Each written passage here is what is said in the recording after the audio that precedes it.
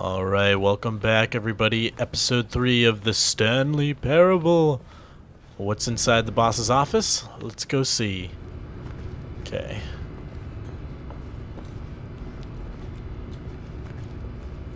This is sinister looking. Alright, let's go in. That spark was not comforting at all.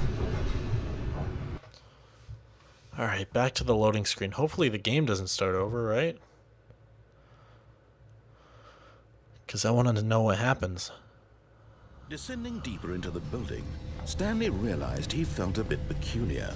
It was a stirring of emotion in his chest, as though he felt more free to think for himself, to question the nature of his job. Why did he feel this now, when for years it had never occurred to him? This question would not go unanswered for long. Is this going to bring us to the room we found too early? The spoiler room? That's what I'm assuming. There's got to be... Stanley walked straight ahead through the large door that read Mind Control Facility. Oh man, this...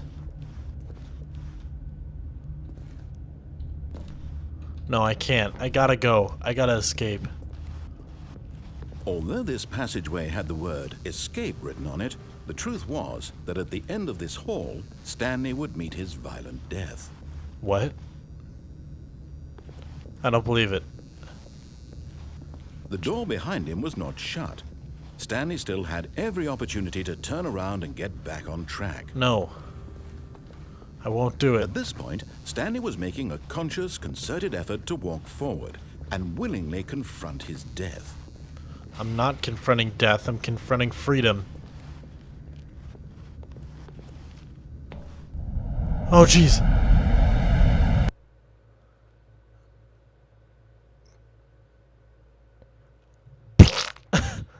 And Stanley shot himself. What?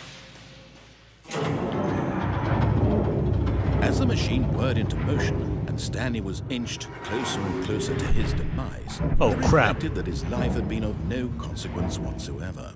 Stanley can't see the bigger picture. He doesn't know the real story, trapped forever in his narrow vision of what this world is. Perhaps his death was of no great loss, like plucking the eyeballs from a blind man. So he resigned and willingly accepted this violent end to his brief and shallow life. Farewell, Stanley. Well, I'm free. What? "Farewell, Stanley," cried the narrator, as Stanley was led helplessly into the enormous metal jaws. Wait, what? In a single visceral instant, Stanley was obliterated as the machine crushed every bone in his body. A narrator killing him of a narrator? instantly. No. What?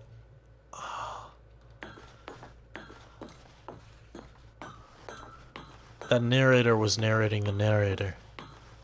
Whoa. And yet it would be just a few minutes before Stanley would restart the game, back in his office, as alive as ever. What exactly did the narrator think he was going to accomplish? What? When every path you can walk has been created for you long in advance, death becomes meaningless, making life the same. Right. Do you see now? Do you see that Stanley was already dead from the moment he hit start? Exactly. So it didn't matter.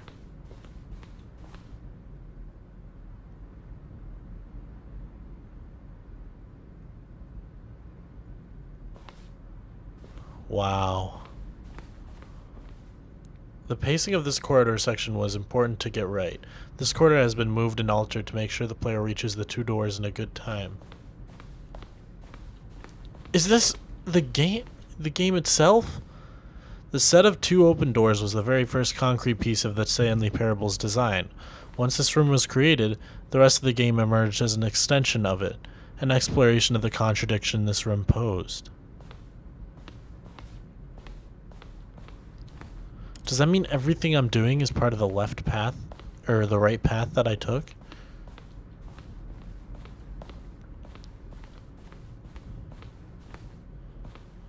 A selection of button sounds used throughout the game when buttons are pressed. Each sound is a mix of a keyboard stroke and a synthesized tone.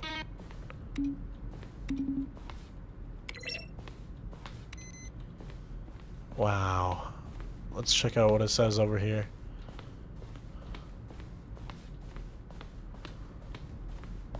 Nature paintings. Wow. Oh yeah, look at this. Office computers. This one had the input thing. This one had solitaire. Employee database. Credits.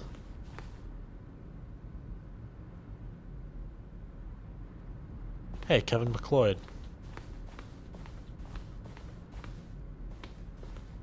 Office clock. It's like a museum about the game, in the game. But it's probably not gonna be the... Oh! The freedom ending. I want the freedom ending.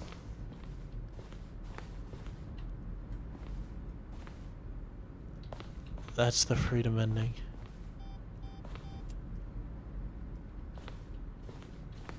The countdown ending.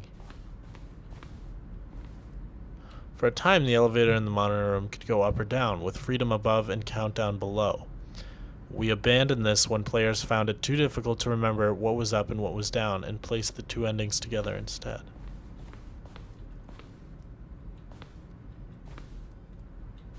Wow, this is insane. What? How far does this go?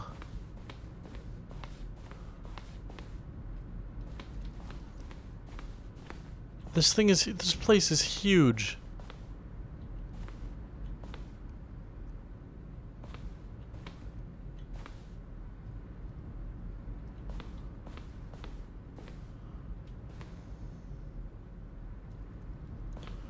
Wow, this is like a whole history of the game.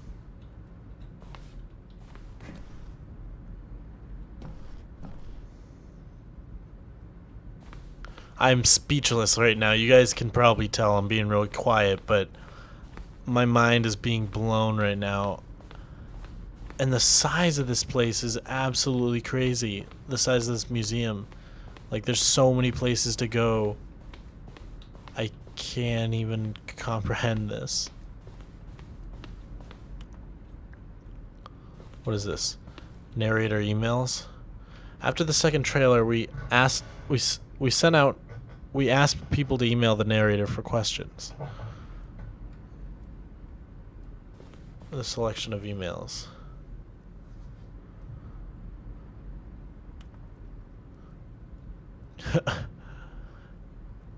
This is pretty funny. Okay, wow. What is this about? The lounge? Yeah.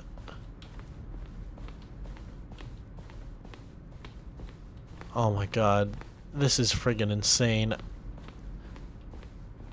It is way too late for this. It's like 2:30 in the morning right now, and I'm like trying to comprehend this. Alright. Oh, look at these two. How they wish to destroy one another. How they wish to control one another. How they both wish to be free. On, off. I Can you pressed it. see? Can you see how much they need one another? No, perhaps not. Sometimes these things cannot be seen. Right. On needs off and But off. listen to me. Wait, stop. You can still save these two. You can stop the program before they both fail. Push escape and press quit. There's no other way to beat this game. As long as you move forward, you'll be walking someone else's path. Quit. Stop now and it'll be your only true choice. Whatever you do, choose it. Don't let time choose for you. Don't let time... Oh, I was really close to doing it. Am I dead?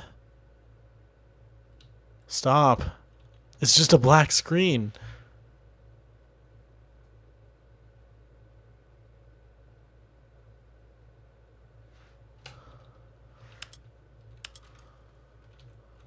Oh, I don't like this. Alright, guys. I don't... Is this what it's like to be dead?